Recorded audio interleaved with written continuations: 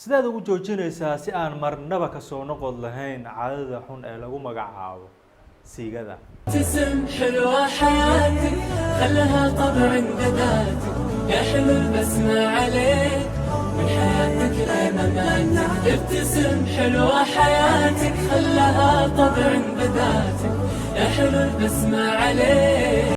Asalaamu calaykum, waad ku mahadsan tahay daawashada muuqaalkan. Ku soo dhawow nolol qurux badan. Magacaygu waa Yuusuf Sakiin. Fariintan ayaa i soo gaartay waxayna tahay waxaan ahay wiil arday ah. Waxaan aad ugu dhibanahay caadadan xun ee lagu magacaabo siigada.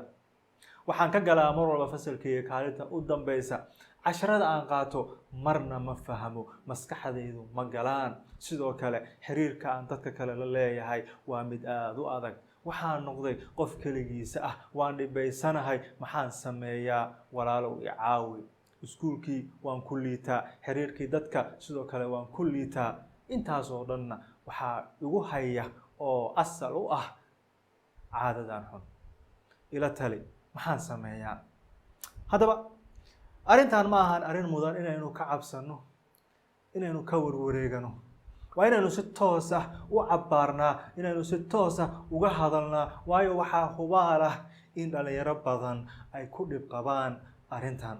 Sidaas ma ahan, waa sidaas. Haddaba haddii dhammaanteen aynu ka wada aamusno, yaa ka hadlaya? Haddaynu dhammaanteena ka wada xishoono, yaa u sheegaya dhalinta soo koraysa siday uga fogaan lahaayeen dhibaatadan ba'an ee ay caadadan ku hayso?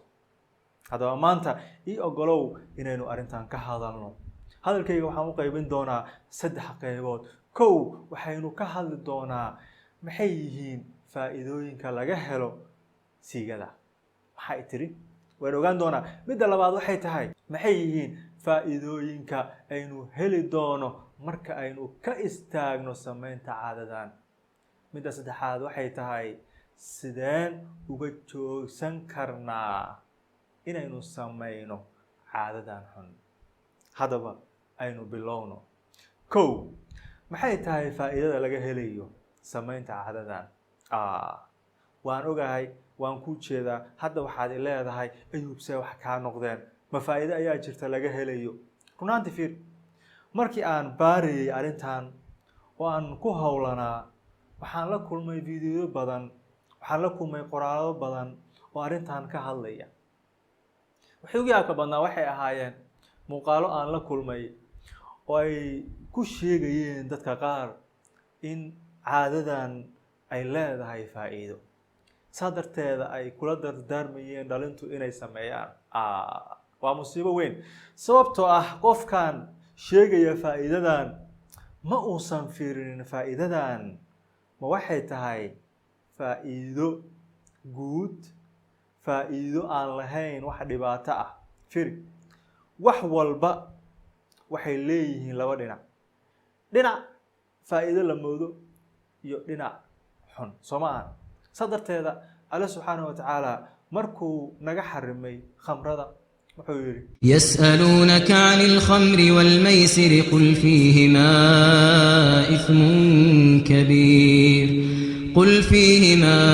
إثم كبير ومنافع للناس وإثمهما أكبر من نفعهما.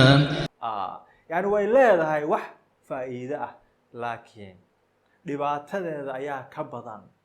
waa sidaas caadadan ayaduna. waa laga yaabaa inaad dareentid wax yar oo faa'iido ah. faa'iidadaasi maxay tahay? inaad dareentid nasiinyo, inaad dareentid hurdo, inaad is aragtid markaas inaad xoogaa faraxsan tahay oo aad dareentid raaxo. balse ma waxay tahay raaxadaasi, ma waxay tahay farxadaasi, ma waxay tahay waxaas yar aad dareemaysid markaasi wax joogto ah? may, wax markiiba dhammaanaya, wax ku meel gaar ah. waxaa ka badan dhibaatada badan ee hadhow aad la kulmi doontid, soo ma ahan? haddaba ma ahan oo kale inaynu fiirino dhinaca yar, faa'iidada yar ay leedahay, balse waxaan fiirinaynaa sidoo kale faa'iidadan maxaa ka dambeeya. farxadan yar, raaxadan yar, dareenkan yar hadda aad dareemaysid, aad ku raaxaysanaysid, kadib maxaa ka dhalanaya? waxaa ka dhalanaya dhibaatooyin aad u ba'an. midaasna waxayna geenaysaa midda labaad waxayna tahay maxay yihiin faa'iidooyinka aynu ka helayno marka aynu ka istaagno samaynta caadadan waxaynu ka helaynaa faa'iidooyin aad iyo aad u badan oo meeshan lagu soo koobi karin waxaa ka mid ah in maskaxdaadu ay noqoto mid wax walba kuu qabata maskaxdaadu way wanaagsanaanaysaa xusuustaadu way wanaagsanaanaysaa sidoo kale fahankaagu wanaagsanaanaya waxaa ka mid ah inaad farxad heshid farxad ayaad dareemaysaa waxaa ka mid ah inaad nafsadaada ku kalsoonaatid oo aad noqotid qof isku kalsoon oo dadka dhex gala waxaad noqonaysaa sidoo kale qof aan murugo iyo walwal la kulmin waxaad noqonaysaa qof caafimaadkiisu uu fiican yahay waxaad noqonaysaa qof awood iyo tamar leh waxaad noqonaysaa qof mar walba faraxsan haddaba maxay yihiin dhibaatooyinka aynu la kulmayno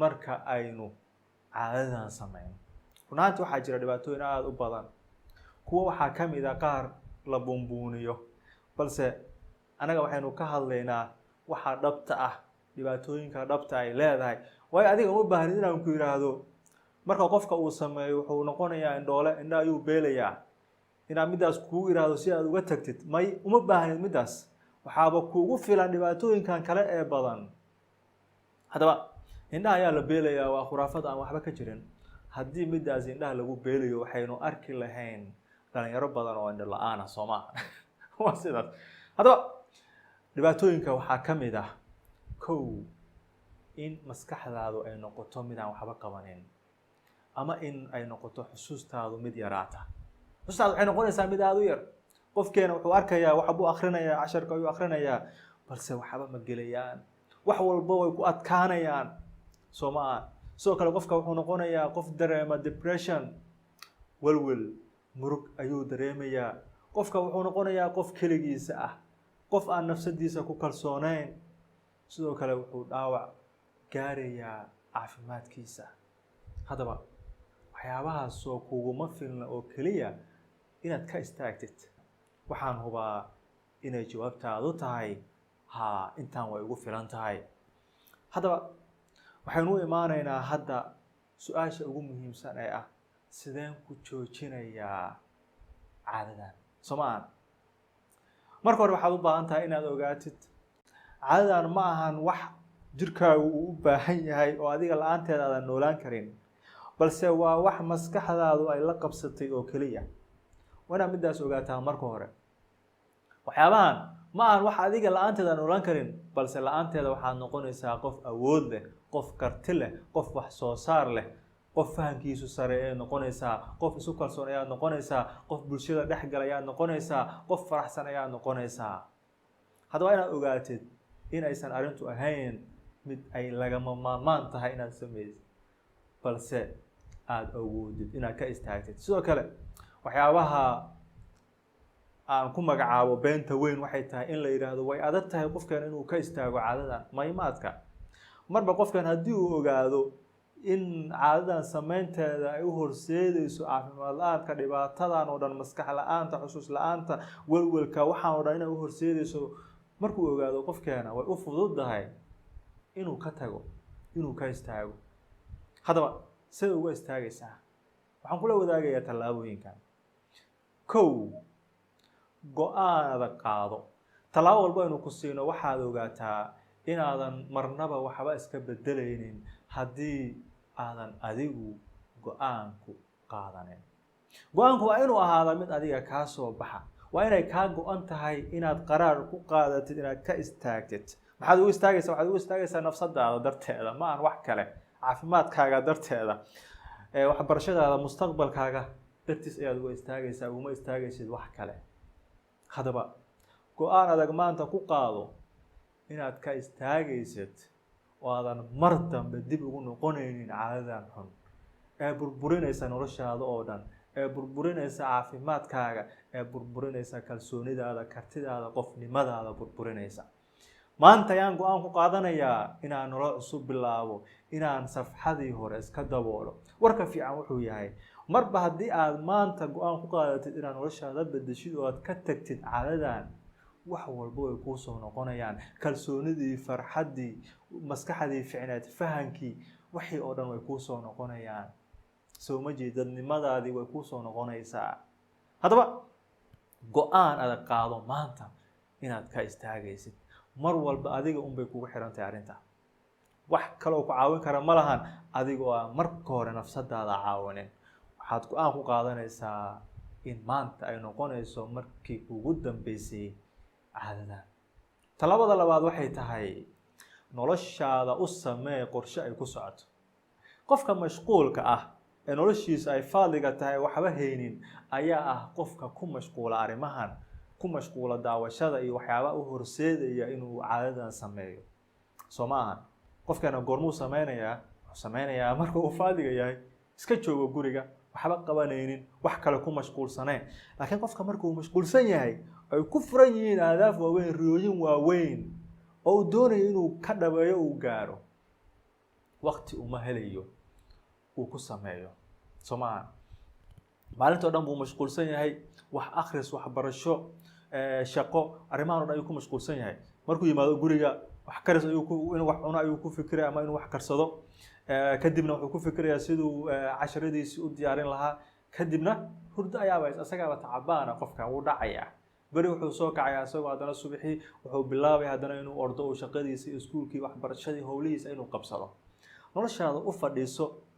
qofka aad aragtid in arrimahan ay maskaxdiisa oo dhan ku xiran tahay ee ku mashquulsan, waxaad ogaataa inuu yahay qof noloshiisa aan lahayn waxyaabo kale oo u muhiimsan. raadi waxyaabo kale oo ku muhiimsan, waxyaabahaasi oo ku bedelaya midaan. fiiri, qofkana si uu shay uga tago waa inuu bedelkeeda keenaa. isticmaal oo samayso caadooyin kale oo wanaagsan. haddii kale meesha waxay noqonaysaa meel iska banaan, mar walba kusoo noqonaysaa, waayo adiga ma gelinin bedelkeeda. wax kuu bedelaya soo ma ahan, waanaad keentaa bedelkeeda. waxaad ku bedelaysaa inaad wax samaysatid, oo aad jimicsi aadid, oo aad nafsadaada mashquulisid, wax akhrisatid, iskuul, waxbarasho, waxaas oo dhan ku mashquulsid, qorshooyin kale iyo ahdaaf kale iyo hami sare kale aad ku fikirtid oo noloshaada ah. markaas waxaad arkaysaa in caadadan ay baaba'day, waayo waxyaabo kale ayaa booskeedii galay oo kaaga muhiimsan. midda saddexaad waxay tahay ishorkeen dhibaatada ay leedahay caadadan. waana ishorkeentaa dhibaatooyinka hadda aynu sheegnay. waana ishorkeentaa inaadan ahaanaynin qof faraxsan, inaadan ahaanaynin qof isku kalsoon. waa cabsanaysaa, dadka o dhan waa ka cabsanaysaa. in sixadaada iyo caafimaadkaaga aad dhibaato aada u geysanaysid. ishorkeen welwelkan iyo murugtaan. ishorkeen maskaxdaadii iyo fahan la-aantan, casharadaadii aadan fahmaynin. ishorkeen iskuulkan aadan ka gudbaynin. imtixaanadan mar walba kugu soo noqnoqonayo ay sabab u tahay midaan. haddaba markaa ishorkeenta dhibaatooyinkan oo dhan, waxaad ogaanaysaa inay tahay inaad ka istaagtid. soo ma aha, waayo qofkeena haddii uusan ogeyn dhibaatada uu kala kulmayo shayga, way adag tahay inuu ka istaago. waa ina marka hore aad ogaataa horta mushkiladda ay kugu hayso arrintan.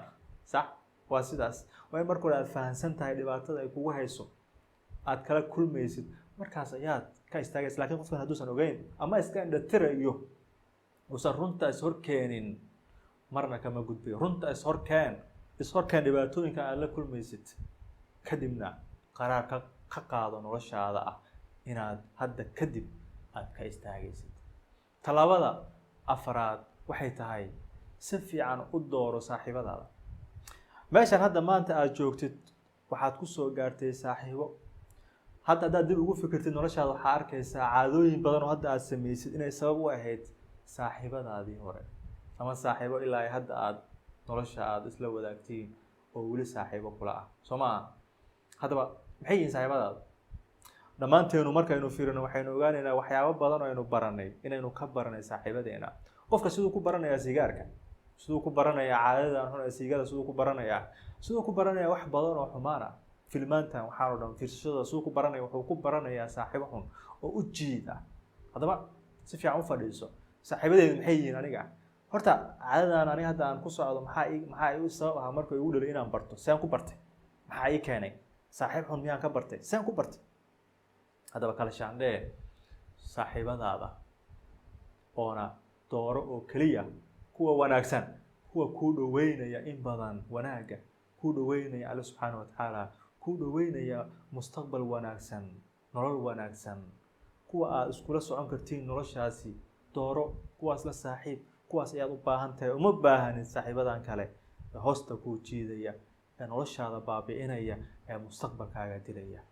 Tallaabada shanaad, hadaf u qabso. Si aad uga miro gaartid go'aankan, waa inuu ahaadaa mid ku dhisan hadaf. wax haddaysan ku xadidnayn oo aadan ogeyn goorta aad ka istaagaysid, waxay noqonayaan wax sidoodii hodhow unbay iska ahaanaysaa sheekada, meeshii unba kusoo noqonaysaa. haddaba waa inaad hadaf u samaysatid, laga bilaabo maanta taariikhdu ay tahay ilaa iyo laga gaaro taariikhdaasi, waxaan go-aan ku gaarayaa inaan ka istaago wax walba oo ii horseedaya samaynta ficilkaasi. waxaad fiirinaysaa markaasi maxay yihiin waxyaabahan ku kicinaya, dareenkaaga kicinaya, waxyaabahan mar walba sabab u ah in aad sidaasi xaaladaasi ku sugnaatid. laga yaabo inaad keligaaga ahaatid in badan, laga yaabo inaad computerkaaga kelina noqotid in badan oo qolkaas kusoo xirtid, oonan lahayn naf adag oo ka adag waxyaabaha adiga aad dooni, rabitaankaasna aadan xakameyn karin. markaasoo kale waxaad u baahan tahay inaad joojisid, ood computerka markaa u baahatid inaad fadhiisatid, banaanka aad keentid, dadka kale la fadhiisatid, oo aad hortooda ku isticmaashid si aadan gooni ula noqonin. markaad gooni noqonaysid isma celinaysid, soo ma ahan. qofkana si uu ku gaaro meeshaasi waa adagta, uu awooddaas uu gaaro inuu is celin karo, kala jeclayn keligiis inuu yahay in kale. balse ilaa aad horta ka gaartid meeshaasi, muddo qabso. bil ha noqoto, 20 maal ha noqoto, 21 maal ha noqoto, waxay noqoto 2 bilood, waxay noqoto muddo qabso adiga, oo adiga aadan marnaba ku isticmaalayn computerkaaga meel keligaaga aad ku tahay, dadka dhexdooda ma ku isticmaalaysa. waxay dhihi kartaa keligaaga aan degan, hadaa keligaaga degan tahay la imow saalada meesha banaanka ah, daaqada fur si aadan u dareemin inaad keligaaga tahay. soo ma jeedid? mashquuli oo aad mar walba aad dareentid in dareenkaasi uu kugu dhalanayo, maxaad samaynaysaa? bax banaanka aad, saaxiibadaada wac oo la sheekayso, jawiga bedel, qaabkaaga bedel. qolka inaad ku jirtaa waxaad dareentay in rabitaan, waxaad dareentay inaad waxaad samaysid ah, inaad gashid oo waxaas daawad. istaag, banaanka aad, bedel jawigaaga, soo weysayso, tuko laba ragcadood tuko, kadibna bax. haddii kale musxafka soo qaado oo akhriso qur-aanka. jawigaaga bedel, wadcigaaga bedel, xaaladaada bedel. waxaad dareemaysaa inaad ilowday, oona markiiba soo noqotay qof degan, oona wixii oona iska ilowday. haddii kale banaanka u bax oo saaxiibada la soo sheekayso, kadib soo maqno xoogaa, kadib soo noqo. qaabkan oo kale samee. حلوة حياتك خلها طبع جداتك يا حلو البسمة عليك. haddaba ugu dambaystii, haddii aad qaadatay 5 tallaabo oo nafsadaadana ku dabaqdid, waxaan ku damaana qaadayaa hadduu Alle weyne ogolaado inaad nafsadaada dib u soo ceshan doontid, kalsoonidaadii, dadnimadaadii, kartidaadii, fahankaagii, inaad noqon doontid qof cusub. balse waxaa lagaga baahan yahay in adiga uu noqdo go-aankaaga mid adag, mid aan marnaba kasoo noqon lahayn. ha hilmaamin weligaaga, adiga waxaa tahay qof aad iyo aad u qurux badan. ka dhig noloshaadana mid aad iyo aad u qurux badan. mahadsanid. إذا المرء يوما أراد العلا فلا بد أن يستحث السياق وخل العزيمة أقوى سلاح.